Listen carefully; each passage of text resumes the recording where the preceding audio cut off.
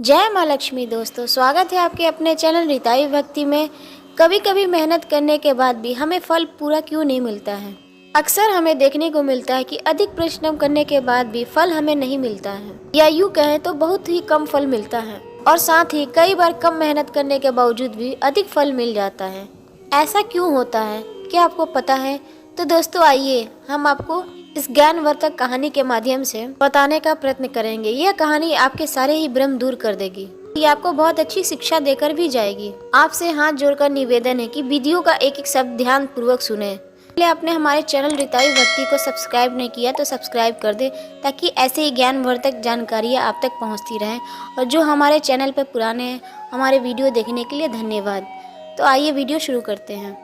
एक समय की बात है, माता लक्ष्मी और दरिता देवी आपस में बातचीत कर रही थी। बातों ही बातों में दरिता देवी ने माता लक्ष्मी से कहा, हे बहन, बहुत दिनों से मेरे मन में एक बात का संशय बना हुआ है। मैं सोच रही हूँ ये बात आपसे मैं पूछ ही लूँ।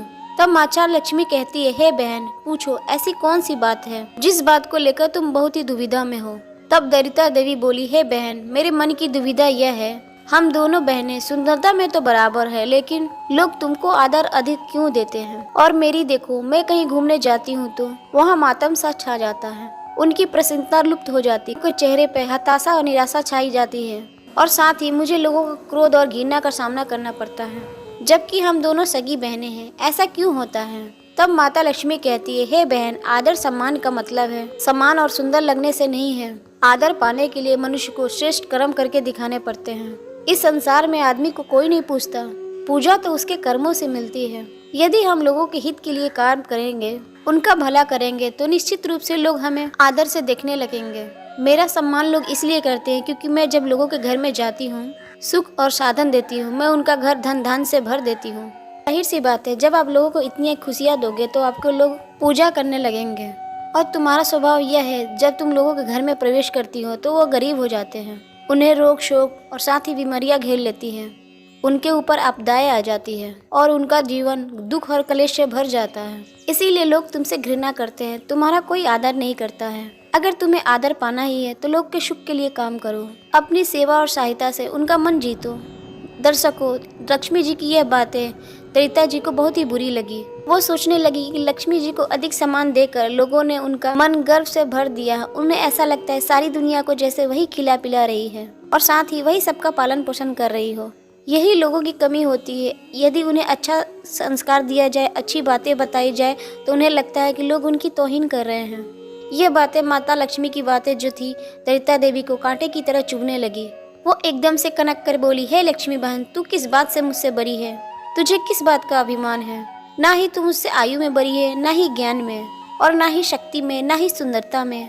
तो फिर मुझे क्यों ये उपदेश बांट रही है? यदि तुझे अपनी सफलता पे इतना ही अभिमान है तो चलो हम अपनी अपनी शक्तियों का प्रदर्शन करके देख लेते हैं। जो जीती वही श्रेष्ठ मानी जाएगी।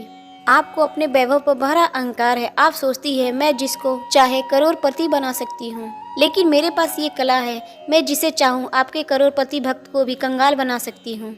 दरिता देवी की बात सुनकर माता लक्ष्मी हंस पड़ी और कहने लगी, हे बहन, तुम चाहे जो कुछ कर लो, तुम मुझसे बड़ी हो ही नहीं सकती। शक्ति भी कुछ कम नहीं है। तुम जिसे कंगाल बनाओगी, मैं उसे भी राजा बना दूंगी। दरिता बोली, हे लक्ष्मी बहन, तुम्हें भी मेरी महिमा के बारे में नहीं पता है। तुम जिसे राजा बनाओगी, मैं उसे दाने दाने के लिए मोहताज कर दूंगी। लक्ष्मी जी ने कहा, तुमने ठीक कहा, तुम जिसे चाहे उसे कंगाल बना सकती हो, लेकिन मेरी कृपा का हाथ जिसके ऊपर रख दिया जाए उसका तुम कुछ नहीं कर सकती हो। यदि तुम्हें अपनी शक्ति पर बड़ा ही अभिमान है तो कल तुम अपना भ्रम मिटा लो। दोनों के बीच स्पर्धा शुरू हो गई। अगले दिन वो एक ब्राह्मण के घर पहुंची। रोजाना पूजा पाठ करने मंदिर को जाता था। वो लक्ष्मी जी का बहुत बड़ा भक्त था। दोनों ही इस ब्राह्मण पर अपना प्रभाव दिखाने वाले थे। दरिता बोली, है बहन, अब आप इस ब्राह्मण पर मेरा प्रभाव देखना, मैं इसे दाने दाने के लिए मोहताज कर दूंगी। देखकर तुम्हारा भी सर सम से झुक जाएगा। इतना कहकर माता दरिता तो चली गई, मगर माता लक्ष्मी उसकी क्रोध और अहंकार को देखकर मुस्कुराती रही। अगले दिन वह दोनों उसी जगह पहुंची जहां ब्राह्मण पूजा पाठ करने जाता था। मंदिर में जाकर साधारण स्त्रियों की तरह वेश बदलकर मंदिर के द्वार पर जा पहुंची। मंदिर में पूजा करने वाले श्रद्धालु आने जाने लगे। सब लोग उन्हें देखते तो थे, लेकिन उनका किसी पर ध्यान नहीं था। ये तो आप जानते ही है, मंदिर में दीन दुखी लोग तो अक्सर आते ही रहते हैं। उन्हीं लोगों के बीच में कुछ देर बाद वो ब्राह्मण जा पहुंचा जिन लोगों का उनको इंतजार था। दोनों बहनों की नज़र उस ब्राह्मण के ऊपर जम गई। ब्राह्मण ने मंदिर में पूजा पाठ किया और अपने घर को लौटने लगा। तब दरिता बोली, हे लक्ष्मी बहन, तुम्हारा भक्त जा रहा है, अब तो चमत्कार दिखाओ। तभी माता लक्ष्मी उसी सान एक मोटा सा बांस रास्ते में रख दिया, मगर उस बांस के अंदर सोने की मोहरें भरी हुई थी। ब्राह्मण ने रास्ते में पड़े उस मोटे बांस को उठा लिया और ब्राह्मण ने सोचा, ये बांस जरूर मेरे किसी काम में आ जाएगा। मगर उस ब्राह्मण को कहाँ मालूम था सोने के मोहरों से भरे हुए हैं, और वो ब्राह्मण बांस लेकर घर को पहुंच गया। जाते जाते रास्ते में उसे एक लड़का मिला, तो बहुत ही काम का है, क्यों ना ये बांस मैं ब्राह्मण से मांग लूं, ये मेरे चारपाई बनाने का काम आएगा। ये सोचकर उस लड़के ने ब्राह्मण से वो बांस मांगने लगा। तो ब्राह्मण ने भी सोचा, ये बांस मैं कौन सा बाजार से लाया हूँ, लड़का मांगता है तो दिए देता हूँ। ब्राह्मण ने वो बांस लड़के को 1 रुपए में बेच दिया। 1 रुपए में बांस बेचकर ब्राह्मण बड़ा ही खुश होता है। अभी मोहरे से भरा हुआ बांस लेकर अपने घर को चल गया। मंदिर के पास खड़ी दोनों बहनें कहने लगी। दरिता बहन बोली, देखा बहन, मैंने क्या करा, तुमने उस ब्राह्मण को सोने से मोहरों से भरा एक बांस दिया था, मगर मैंने उसका बांस 1 रुपए में बिका दिया। तुम्हारे भक्त को क्या मिला, मात्र 1 रुपया, और तो और इसका 1 रुपया भी इसके पास रहने वाला नहीं है। चलो चलकर देखते हैं आगे क्या होता है। अब तो वो दोनों देवियाँ उस ब्राह्मण के पीछे पीछे चलने लगी। वो ब्राह्मण चलता हुआ एक तालाब के पास पहुंचा। उसका 1 का सिक्का उसका मंडल में पड़ा हुआ था।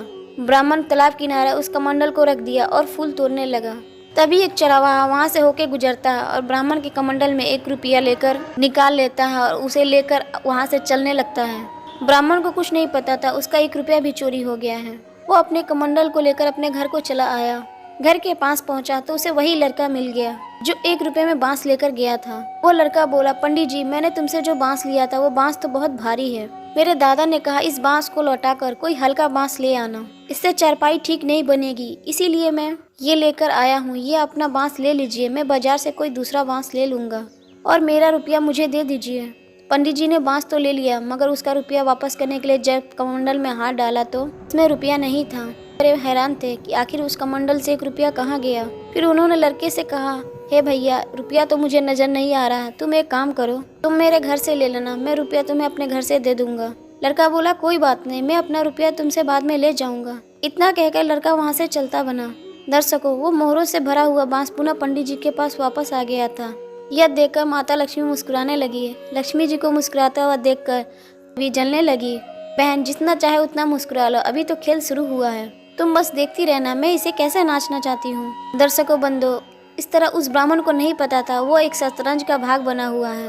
वह तो बस अपनी ही धुन में मगन था। ब्राह्मण जब कुछ और आगे बढ़ा तो उस समय उसे चरवाहे का पिता मिल गया और उसने पंडित जी को रोकते हुए कहा, महाराज, मेरा लड़का बड़ा शैतान है, वो तुम्हारे कमंडल से 1 रुपया वापस ले गया था, वो रुपया मैं तुम्हें लौटाने आया हूँ, हो सके तो उसको माफ कर देना, मैं उसकी गलती के लिए आपसे क्षमा मांगता हूँ। पंडित जी ने रुपया लेते हुए कहा, कोई बात नहीं, बच्चा से गलती होती है, कोई बात नहीं, बच्चा है, लोभ में आ गया होगा। कर चरवाहे का पिता वहाँ से चला जाता है। पंडित जी ने सोचा, जब रुपया मिल ही गया तो क्यों न मैं उसे वापस लौटा देता हूँ। इतना कहकर पंडित जी ने उस बालक को आवाज लगाई जो बांस देकर गया था। वो थोड़ी दूर ही गया था। पंडित जी की आवाज सुनकर वो लड़का लौट आया। ब्राह्मण ने उसे उसका रुपया वापस कर दिया और रुपया पाकर लड़का बहुत ही प्रसन्न होता है और वहाँ से चला जाता है। इधर पंडित जी अपने घर की ओर चल दिए। इधर पंडित जी एक हाथ में कमंडल लिए हुए थे और एक हाथ में वही बांस लिए हुए थे जिसमें मोहरें भरी हुई थी।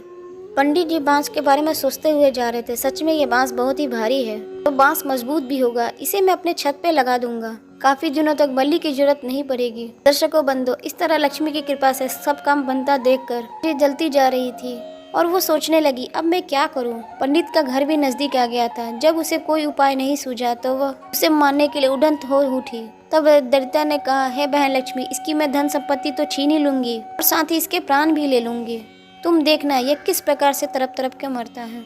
इतना कहकर दरिता एक भयंकर सांप का रूप बनाकर ब्राह्मण को डसने के लिए चल पड़ी। दरिता की यह दुष्टता देखकर लक्ष्मी जी बिल्कुल नहीं घबराई। वे वहीं पर खरी खरी मुस्कुराती हुई देखती रही। तब ब्राह्मण ने देखा एक भयंकर सांप उसकी ओर आ रहा है। ब्राह्मण घबरा गया, उसे अपनी प्राण बचाने की सूझी। वो अपने प्राण बचाकर एक ओर भागने लगा। दरिता कहाँ उसे छोड़ने वाली थी, वो तो उसे मार ही डालना चाहती थी। उस ब्राह्मण के दाएं बाएं और पीछे दौड़ते हुए जा रही थी। ब्राह्मण ने घरवा कर उसके हाथ जोड़ लिए और बोला, हे नाग देवता, मैंने तुम्हारा कुछ नहीं बिगाड़ा है, तुम मेरे पीछे क्यों पड़े हो, चुपचाप यहाँ से लौट जाओ, मैं एक गरीब ब्राह्मण हूँ, व्यर्थ में मुझे क्यों सता रहे हो? दर्शक बंधुओं, ब्राह्मण ने बहुत ही विनती की, परंतु वो क्यों मानता? वो दरिद्रता जी थी, वो तो उसे मारना चाहती थी। अपने प्राण ना बचता देख ब्राह्मण ने आत्मरक्षा के लिए वही बांस लेकर उस सर्प के ऊपर दे मारा। धरती से लगते ही वो बांस टूटकर बिखर गया। बांस के अंदर जितनी भी मोहरें पड़ी थी वो खनखनाकर जमीन पर गिर पड़ी। इतनी सारी मोहरों को देखकर ब्राह्मण आंख फाड़ फाड़ कर देखता रह गया। एक पल के लिए वो सांप का ध्यान भूल चुका था, मगर जैसे ही उसे सांप का ध्यान आया उसने देखा कि बांस की चोट से सांप की कमर टूट गई है। वो घायल होकर एक झाड़ी में छुपने के लिए चला गया। इधर ब्राह्मण ने सारी मोहरें इकट्ठी की और बड़ा ही खुश हुआ और बार बार माता लक्ष्मी की जय जयकार करने लगा, और साथ ही उस मोहरों के बारे में सोच रहा था कि आज तो मेरी सारी गरीबी दूर हो गई। उन मोहरों को बांधकर वो अपने घर को चला गया और उधर लक्ष्मी जी और दरिद्रता दोनों बातें करने लगी। लक्ष्मी जी ने कहा, हे बहन, सच सच बताना, बड़प्पन में महानता है या नहीं? बड़प्पन किसी को देने में होता है, छीनने में नहीं। छीनने वाला कभी सुखी नहीं रहता है। सुखी मनुष्य तो वही है जो दूसरों को सुख देता है, और खुशी छीनने वाला कभी बड़ा नहीं बनता है। दोस्तों, अब बात करते अधिक मेहनत करने के बावजूद भी लोग खाली हाथ क्यों रह जाते हैं? कारण है मनुष्य को पूर्व में किए गए संचित कर्म। कुछ कर्म ऐसे होते हैं जिनमें हमें फल नहीं मिलता है, वे अपना फल भविष्य में निर्धारित करते हैं। उस समय हमें लगता है कम मेहनत में बहुत ही अच्छा फल मिल गया। जिन कर्मों का हमें कोई फल नहीं मिलता, उसके दो कारण है। पहला कारण, उसका फल भविष्य में मिलेगा, और दूसरा कारण है लक्ष्यहीन कार्य। जब हम लक्ष्यहीन कार्य करते हैं, फल मिल भी जाता है और खाली हाथ भी रहना पड़ता है। लक्ष्यहीन कार्य सिर्फ थकाता है और देता नहीं है। दोस्तों, ये वीडियो आपको कैसी लगी? कमेंट बॉक्स में जरूर लिखिएगा। आपका कमेंट हमारे लिए बहुत ही महत्वपूर्ण है, और साथ ही इस चैनल को सब्सक्राइब जरूर करें। जो भी भक्तगण मेरे इस चैनल को सब्सक्राइब करेंगे, हाथ जोड़ के माता लक्ष्मी से निवेदन है, उस भक्तजनों की सारी इच्छाएं पूरी करिएगा।